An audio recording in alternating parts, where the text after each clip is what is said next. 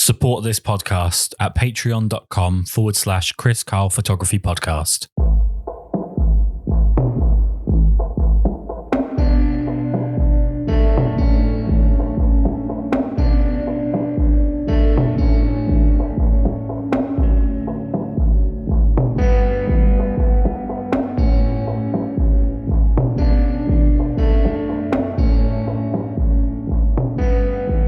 The best place to start off really is at the beginning with what sparked your interest in modelling originally.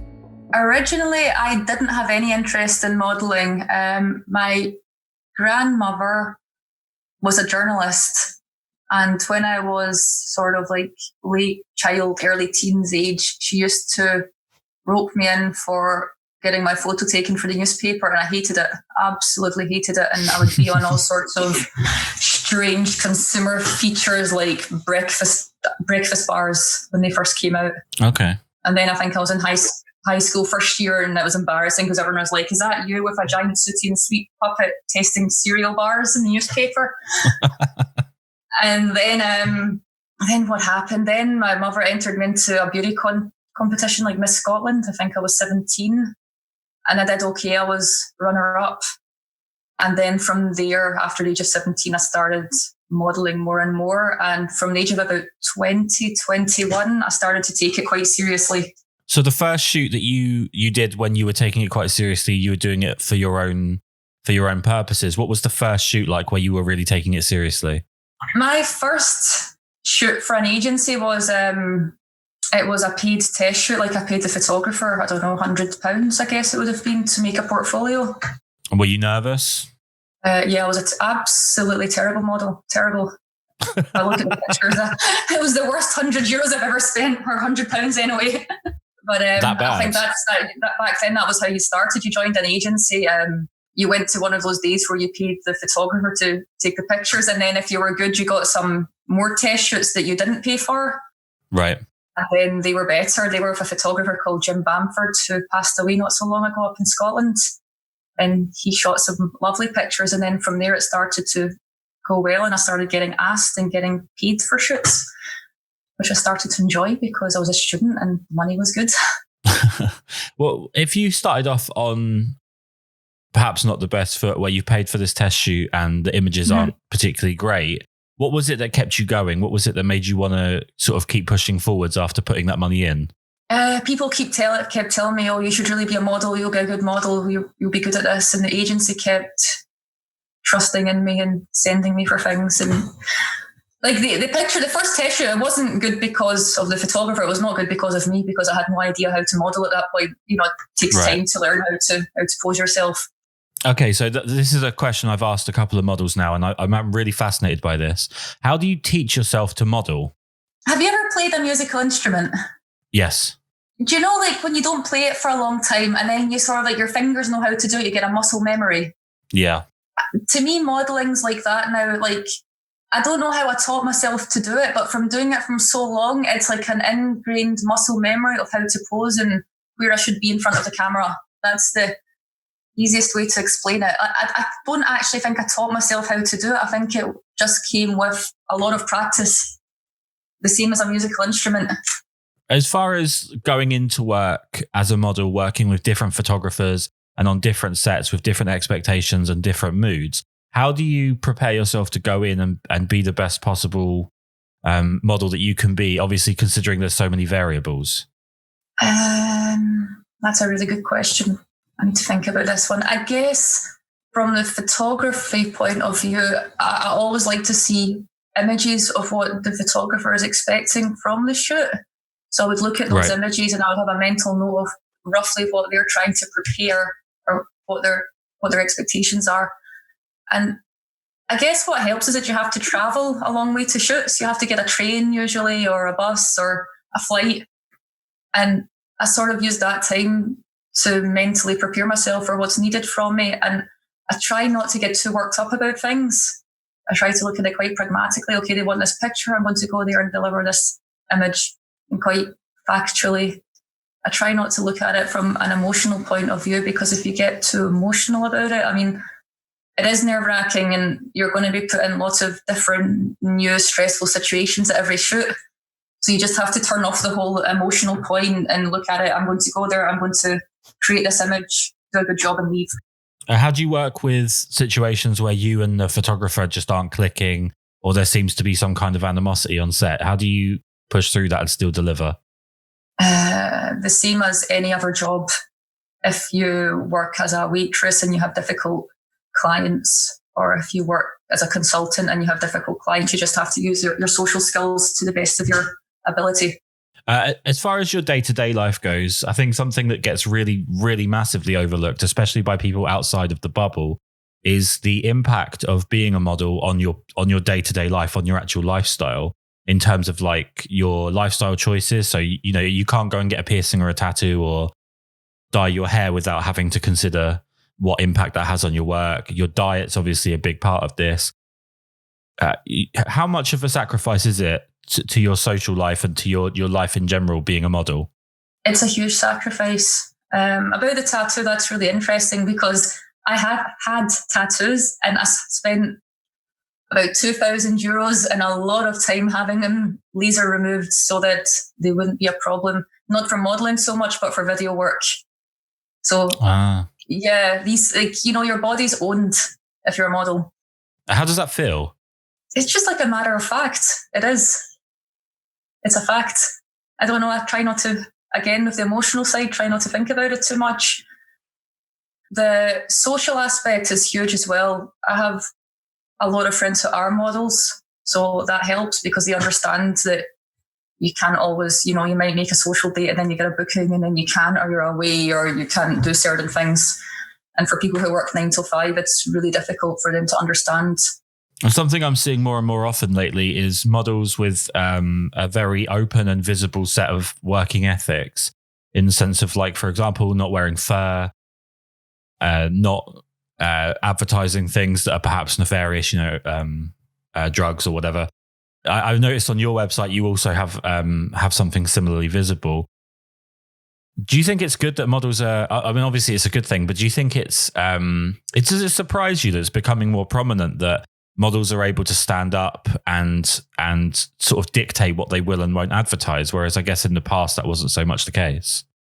I think it's a luxury that you get to by being an established model. I think if you're a new model, it could potentially impact on your bookings. I've seen a lot of negative social media threads about models who won't wear fur or who are vegan and won't wear silks or leathers, for instance. Mm-hmm. And as you get more prominent and more established, you can choose to do that because there'll always be enough people to work with you, even though it might deter some clients.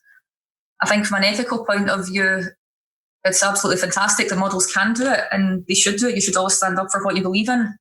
I mean, it's the same as any, even like the big multinationals or other companies. Like, some companies have morals and some don't. Some stand up and say, like, we will not test on animals, we will not use plastics, and other ones don't. And it depends which group you want to belong in.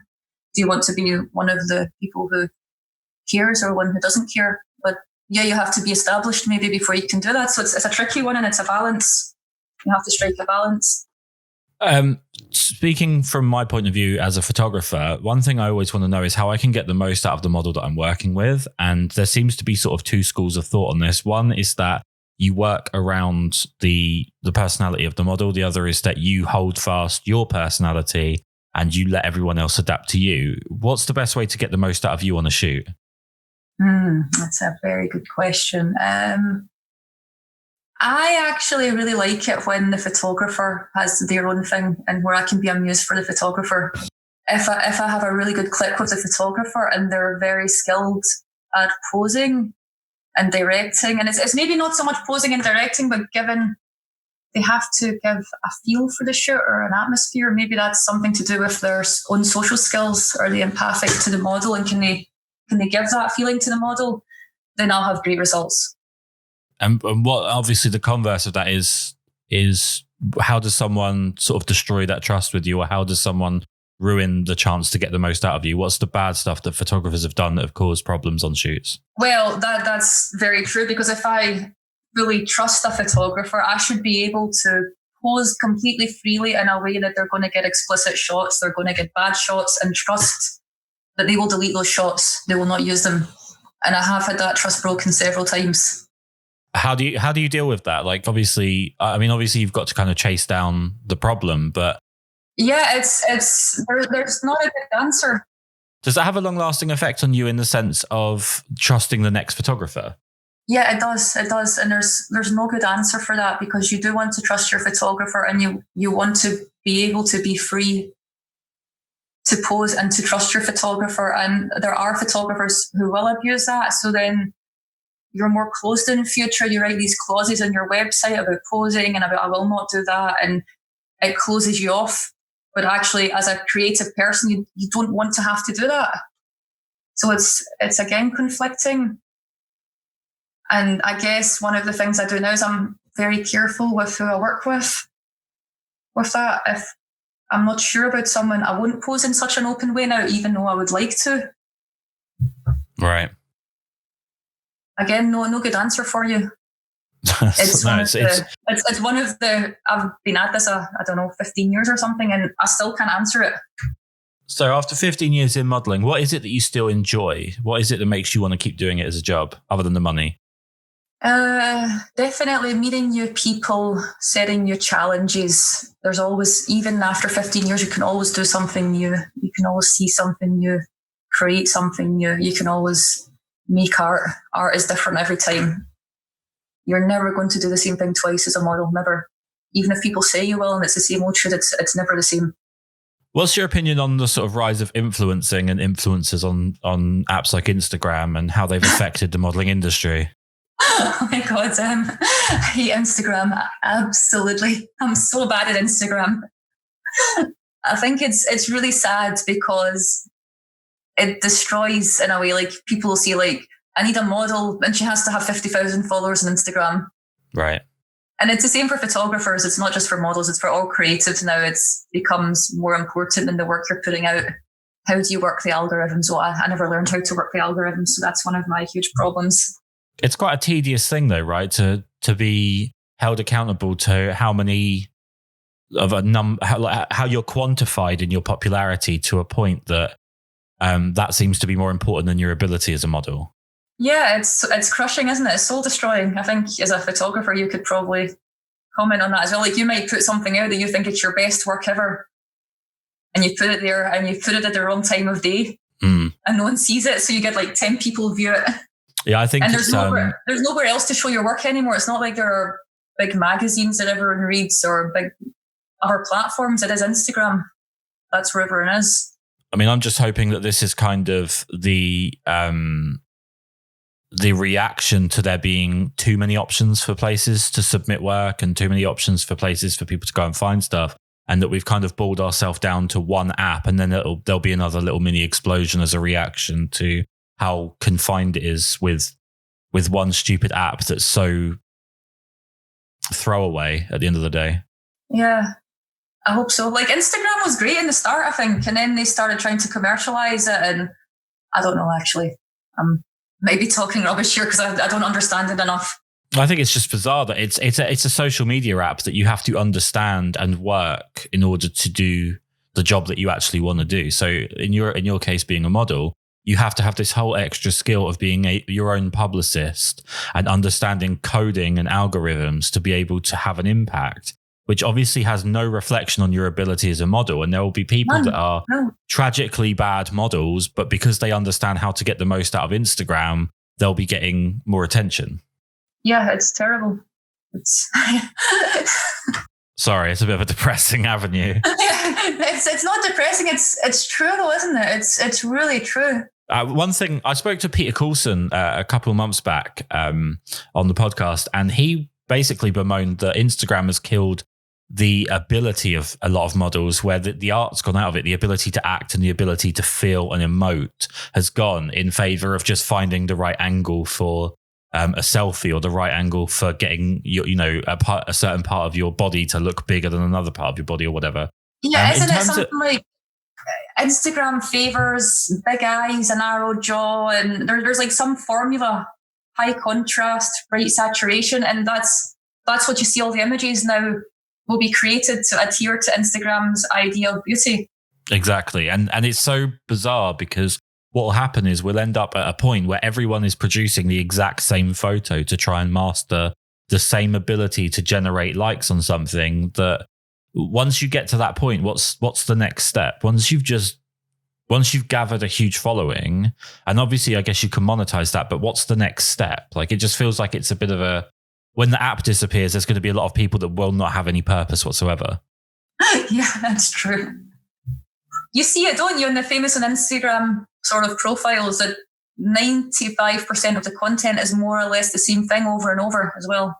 Yeah, absolutely. 100%. You do some acting and you do modeling. Uh-huh.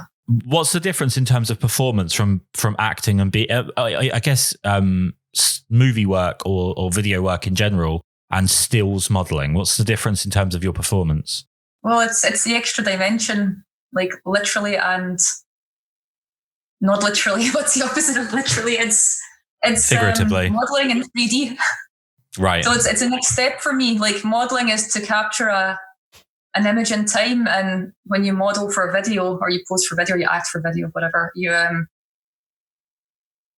don't look for that one instant. You look for a sequence. And I love that because it's a whole, it totally changes the way you think about posing and moving. And to be able to model for an image and for a video are two very different things. And it's like a whole new challenge. It's what I said before about wanting to always create something new. Well, video does that. It gives me an extra thing that I can do. I get bored really quickly. That's the answer. It's a new challenge each time. Do you have a preference, or do you use one to offset the other one? So when you're not enjoying stills, do you do video work? Or? No preference. I love to do everything. Everything. In terms of you obviously very experienced as a model, very experienced in front of a camera. Who have been some of your favorite people to be captured by, I guess, or to be photographed by? So I've had two favorite photographers in my life. One doesn't do photography anymore and nobody knows who he is. His name was Ian McInnes, and he basically helped me right at the start. And he was one of those photographers that I could dance with when I posed. Do you know what I mean by that? Yeah. Like, I would pose, he would shoot, and it was just that perfect way of working. Yeah. And unfortunately, he doesn't do photography anymore, but he was just great to work with. And another one was Mark Lagrange, and he had a little bit the same thing, and he's sadly passed away. He's a photographer that you could dance with, as in, I don't know, the emotion between the model and the photographer would always be something different in you, and there would be this movement between us. Is a lot of that down to sort of the trust and I guess on top of that, just the fluidity of the way that you work together, so that you're not kind of like working through rigid poses. You're flowing through things and you're working through to get to the point that something's really clicking. Yeah, it's just someone that brings out the best in you. And I guess we'll kind of come close to wrapping up here. One thing I'm always fascinated by is who people's idols are and who they idolize from the medium that they work within. So who are your modeling idols? My modeling idols, Kate Moss. Absolutely Kate Moss. And a girl, Katie, who doesn't model anymore. Two Kates, actually. Katie, she quit. She was about when I first started modeling, and she was really my idol. She was such a good model. Do you think that the sort of rise of celebrities and I guess influencers, I don't want to go back down that horrible rabbit hole, but the rise of celebrities filling in the roles of what used to be, I guess, in the 80s and 90s, the supermodels territory. Now we've got, Kardashians, or we've got actresses, or we've got sort of random celebrities that fill in those photographic roles in terms of modeling. Do you think that that's kind of killing the art of modeling and that we're losing it a little bit? And it's more about watch like one of the runway shows from the 90s, like watch Kate Moss and runway, the amount of power those women had, like pure power. And if you watch a Kardashian, she just stands there like a blow-up dummy. Sorry. There's nothing there. It's like, she might look perfect, her features are perfect. Kate Moss doesn't have perfect features. It's not about your features. It's do you know the photographer Stefano Bruneschi talks about this fuck you attitude? Yes. It's that. I know it's a bit tacky, but it's like really like fuck you, like raw power that you don't have on Instagram. It doesn't exist. You just have very perfect sort of version of what a woman should look like. Well, yeah, I think with the old way with supermodels, I don't want to say the old way because that sounds kind of like I'm being derogatory, but the old way with supermodels, it was the imperfection and the confidence behind those imperfections that made them so fantastic. And having someone that's perfect, it doesn't have, if you just have perfection, it doesn't have any, it just becomes bland and boring and there's no personality to it. It's the imperfection that makes the person. Yeah, and it's just like gratuitous now, you know, it's just these perfect women who are just there to be looked at and nothing more. What do you think the next 5 years of modeling is like for you? Do you think it becomes more and more impacted by things like Instagram, or do you think we turn a corner and things go back to how they used to be? I feel like we're going around a little bit of a bend at the moment, and things might start to improve. I think we're going around a bend. Yeah, natural is maybe making a comeback, hopefully. Will I still be modelling in 5 years? I'm old. I don't think I'll be modelling in 5 years. What do you plan to do afterwards? I am going to, in my dream planet, which will never happen, I'm going to have a photo retreat on the island of Crete. Oh, wow. Yep. Well, a creative retreat, not just a photo retreat. That's what I'm aiming towards. So for those that don't know, what would a creative retreat be? I want to have a great space where you can stay, you can sleep there, you can be catered to meals or technical equipment, conference space. You can take photos there, you can bring models there, you can do yoga there, you can whatever you want, but that it's really interesting, like a really nice space with good, I don't know, like a walled garden has to feature in it and a water feature. I'm crazy, sorry. I get the feeling there's like a Pinterest board or a scrapbook that's just got loads of cutouts in there with this all detailed. Pandora's box. We should leave closed just now. Okay, no worries. Last question, and I'll let you crack on with your day. For anyone that's kind of coming up, aspiring to become a model, what piece of advice would you give them, given your experience? Go back to uni. No, it depends. It depends on the age. I don't encourage anyone that's too young to become a full-time model. I think you should always do something else first and do it when you're really sure it's what you want to do and you've done your education and your traveling and whatever. Is that from experience on your part? Yeah, well, I didn't model full-time until I was 23. I did a university degree before that and worked full-time for a couple of years.